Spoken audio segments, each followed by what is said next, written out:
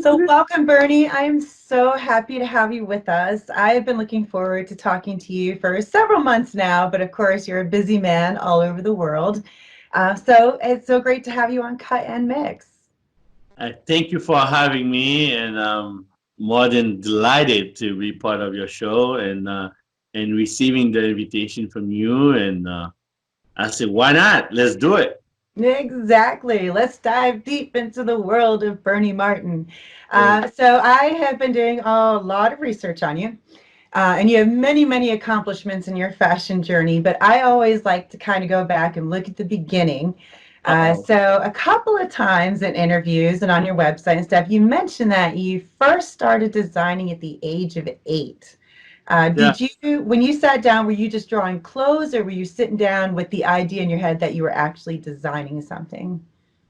At that point, I don't think we called it designing. It was just I remember I had a sewing class, Mm, and it was an all boys Catholic school I used to go to. And then part of one of our class was a sewing class, but it was like mostly like hand stitching for when you go to church. It will prepare you to somewhat fix whatever is wrong with your clothes instead of looking on ready to go to school or to go to church. So they taught us how to put button on, how yes.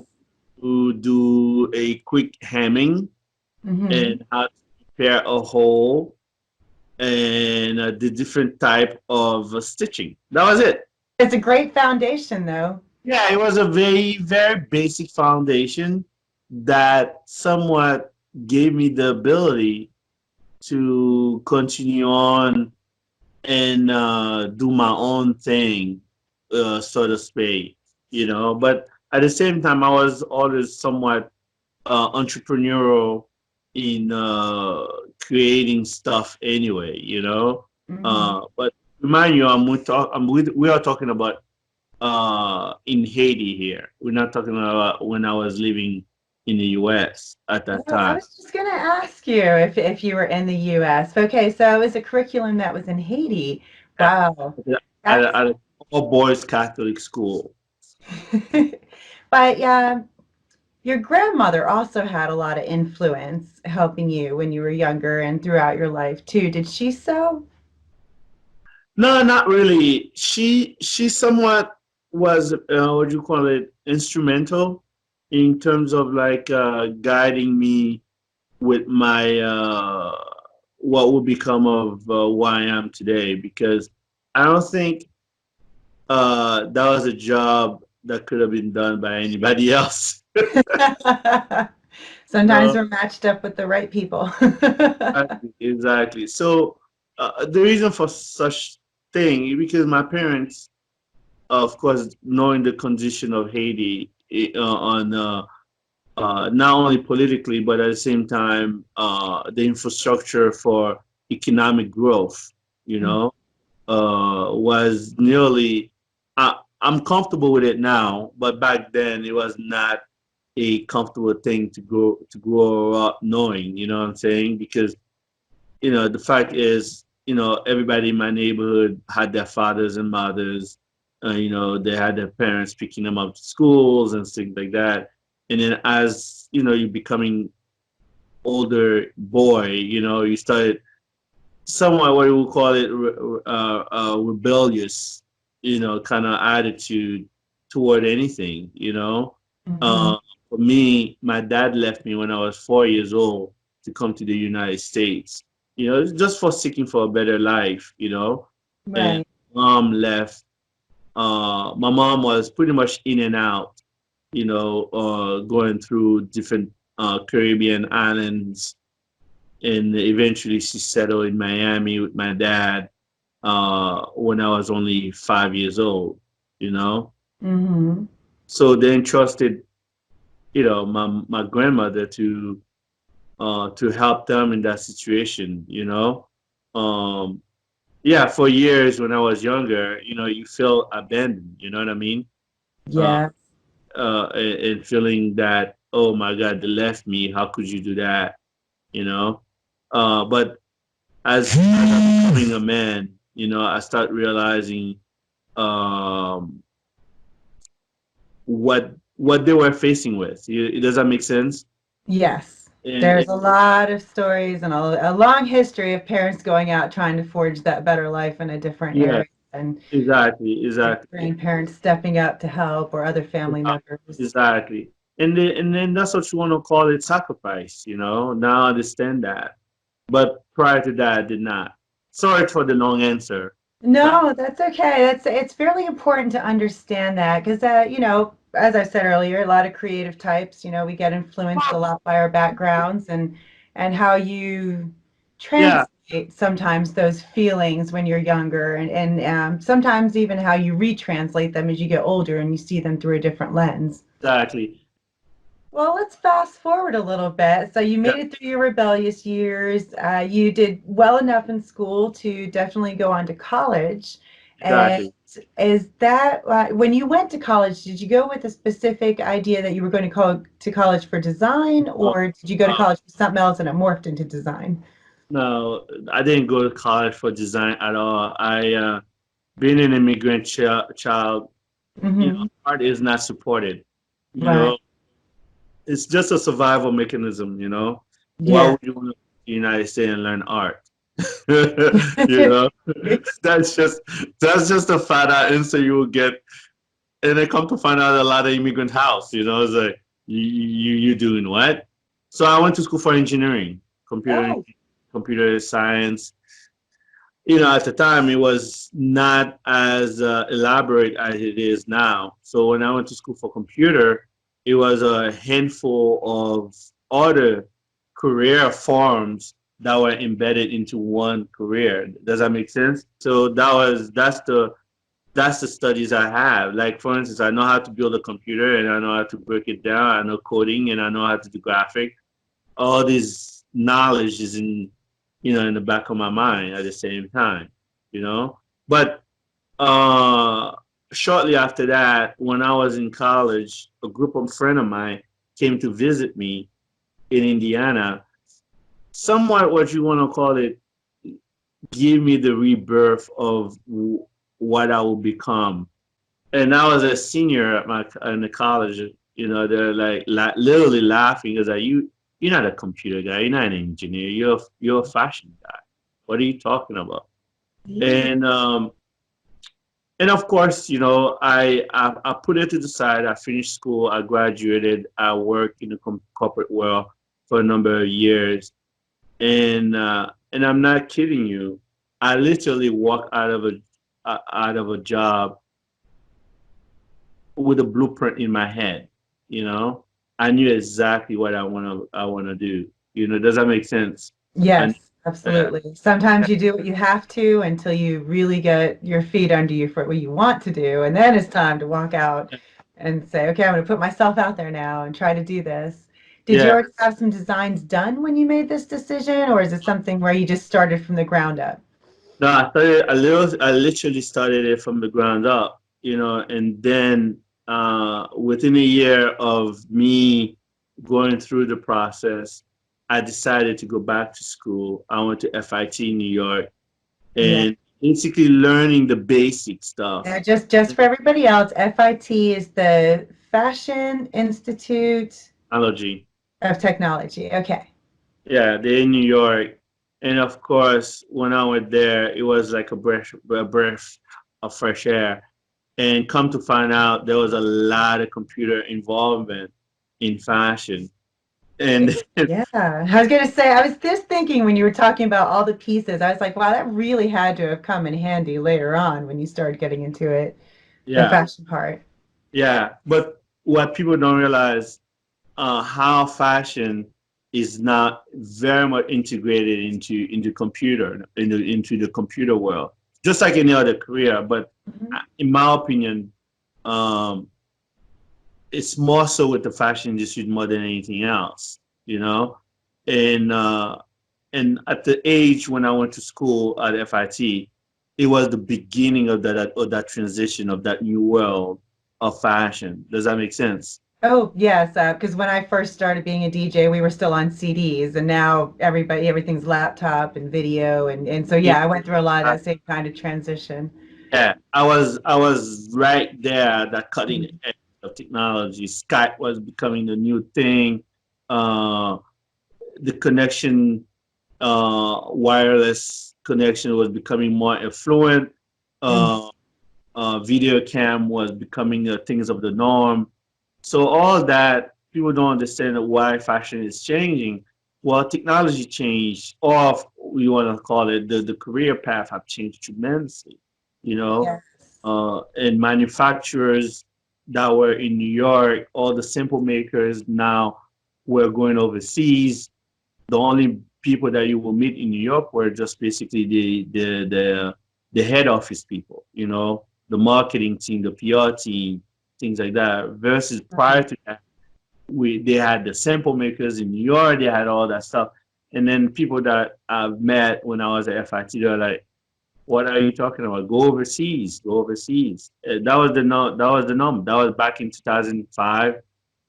Anywhere between 2004 to 2008, there was a big shift in the fashion industry from New York, a big one. It was basically like a dump. Yeah, yeah. Well, I mean, we see that through a lot of industries, and I can see where, a lot of other cities are really becoming bigger and more alive and picking up more of an art scene and more of a fashion scene. And just reading over some of the places you've been, I was like, hadn't thought of that one. Hadn't Yeah, thought of that one either. And we'll definitely yeah, get into some of those locations later. yeah, You chose to name your line Catou Fashions, right? Did I say that correctly? Catou? yeah. That's yeah. Pronounce it very well. Thank you. Well, yeah, sometimes when you're looking at the interviews, I saw about three different ways it was pronounced. I'm like, I'm going to go for Katu, but we'll see.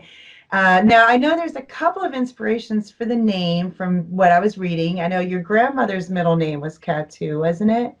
Yeah, And then you also said that Africa. Hmm? it was more a nickname. A Oh, more nickname. nickname. Yeah, Okay, yeah. gotcha.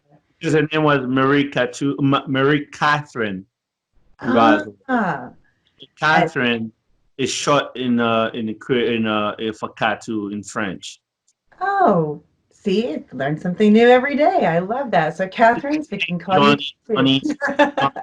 uh, a lot of time when people are talking about fashion, they don't realize that how global fashion inspire even the local fashion. You know, Yeah. uh, so it's a very very diverse word of very very much so. Yeah, and diversity is where it's at. I mean, you wouldn't have, I always say that about DJs too. It's like we wouldn't have so many DJs if we were all the same. So we wouldn't have, Exactly. so Right. many different kinds of factors. Everybody sees it through their own lens and their own Their filter own and yeah. and gives you that unique fashion perspective, we'll say. Exactly. Absolutely. Absolutely. Now, you've been featured in numerous publications and interviews. And one of the points that comes up from time to time is you often talk about how it's just as important, if not even more important, to learn from your failures than from your successes. And that's kind of true in any industry. Some things you only learn how to do better when you get it wrong. Uh, Exactly. so, what is one of the biggest lessons you've taken away from a failure? Ha! That's a good one. What's the biggest lesson you learned? Well, not to do it again. Yes, exactly. Yeah. But we always hope we don't do it again. But Yeah. No, it gives you an aha moment. It's just a aha moment. Like, aha. Okay.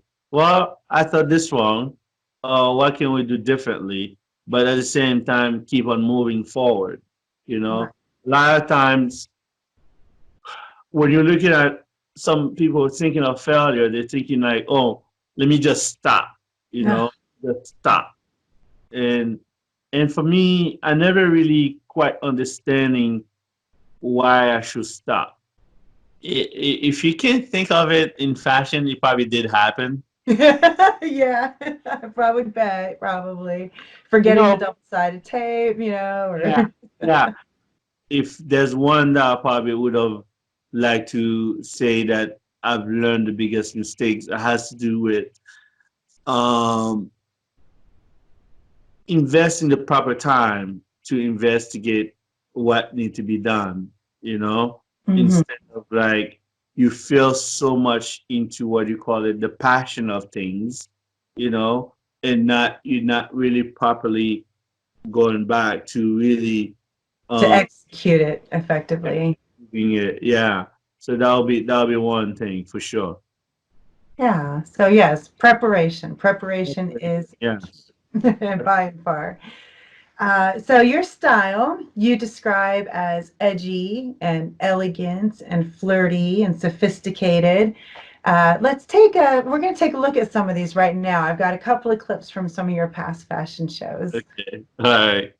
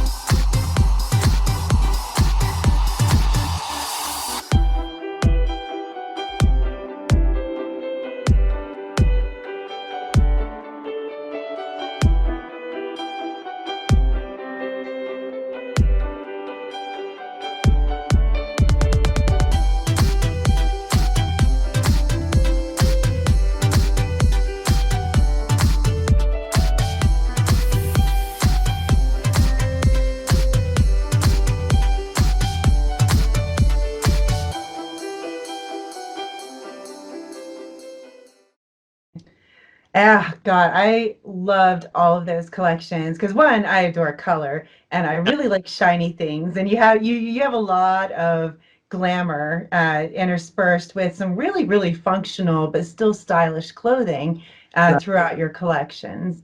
Yeah. Uh, so I let's start with what are some of your favorite fabrics and textures to work with when you're looking at your designs? I like very functional fabric, so Mhm. therefore, uh, I love linen, cotton, wool, and also lately I've been into sequins. I don't know why, but You don't have any arguments for me. Glitter and sequins are my uh, things.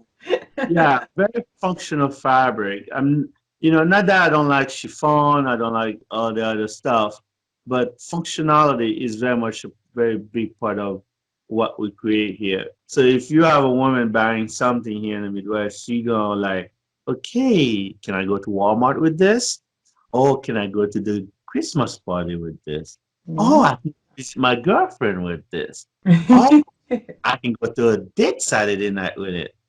In Paris, for instance, they have clothes for different purposes. Yeah, like for instance, you will not find too many time a Parisian woman wearing sweat clothes at often. Oh, no, no, no. I can Uh, imagine that would be very rare. yeah, that would be very, that probably will be like, oh, maybe I forgot my keys and I went downstairs and I'll go get it, then show up at the office. But the very square in what the way this, functionality of clothes. Versus the Midwest, if one by one jacket, it's the same jacket they're gonna go on a date. It's the same jacket they're probably gonna, it has different. So that's the way I like to think about my clothes. Well, and you do a lot of custom designs and fittings for clients. I'm sure some are specifically for events, but I also noticed that you talk about helping people build a long-term, say, timeless classic wardrobe, something that they can wear and in multiple settings and multiple ways but it's good quality and it'll last for a while. And so when you're coming together to do your custom fittings or your custom creations, how do you approach that in the terms of how you're putting together the design and the materials? Well, yeah, I mentioned everything start with a phone conversation from the potential client, requesting my service for that specific thing. And then through a list of interviews, sitting down with that person, then you get somewhat an idea of what they are thinking. But more importantly, what I'm trying to get them out of is to rely too much on the visual content they already gathered from advertising, you know. For instance, most time people would like to think they're thinking that I'm the one telling them what to wear versus they are telling me what they want to wear instead, you know, uh, because part of what I really want them to do is to really develop their own sense of style. I'm trying to identify who they connect with, what they reside with, what ethnic group are you with? You know what I mean? To represent who you are as a person, and then create a sense of individuality and personality too. So Um, kind of staying away from the trendy aspect and looking more at the individual aspect. an individual aspect. I have clients that I've been dressing for over 10 years, and it's funny how I will go to their closet. It's nothing but my clothes. Well, you have taken that dedication and that combination of glamour and functionality all around the world. Just a few of the cities that you've been in just this year alone have been Paris and Haiti and Indianapolis and Kuwait and Dubai. And I know that's nowhere near all of them, but those are some of the ones that I picked out. And I know you're continuing visiting around the world throughout 2020. And I know you have a large show in March coming up. Yeah, more likely in Zimbabwe. Ah, that's a That's whole other country there. Most yeah, excellent. What yeah. is your vision for that show? If you want to give us like a little hint. I would like to describe it very close to me because I started there. I used to have my own backyard manufacturing in Zimbabwe, you know. Mm-hmm. So me, uh, I would like to see something that is very ethical, to do there, very homegrown. The world of fashion is very powerful and very influential, you Mm-hmm. know. So to take their fashion and making it their own presence is very much a dedication of my own. And you actually are part of a nonprofit, the Fashion Community Foundation. Yeah, Make sure definitely. you brought that up. So tell us about that. Yeah. So over the years, I've been doing this for a number of reasons and not taking into account what exactly that I was literally building. Because for me, it was just helping, assisting. We use fashion as a way to help them or engage them into a life fashion format, you know, in order for them not to give in to the temptation of something that is negative in order to fulfill their destiny. We use fashion as a way to assist other people that are in somewhat in a situation to find their passion again. So our objective in the past, we use the Midwest Fashion Week Hmm. uh, event to engage those individuals. So they have to go through the classes, taking courses, and so on and so on, you know, Hmm. to help them reconstruct and shaping their passion. So we use that as a tool to Right. engage different communities, and also we use it as a tool to deliver different messages as well.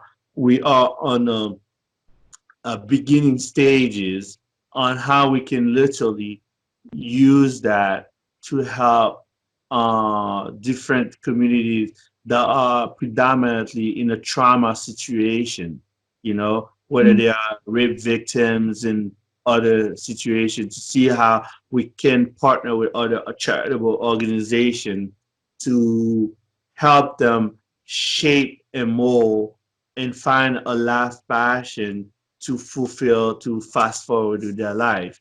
So becoming an official nonprofit will obviously help you reach out to a lot of people on different levels than you are able to now as I guess technically a for-profit. Where is the physical location for the Fashion Community Foundation? It's going to be Indianapolis. We have Okay. an office at 600 East Como Drive.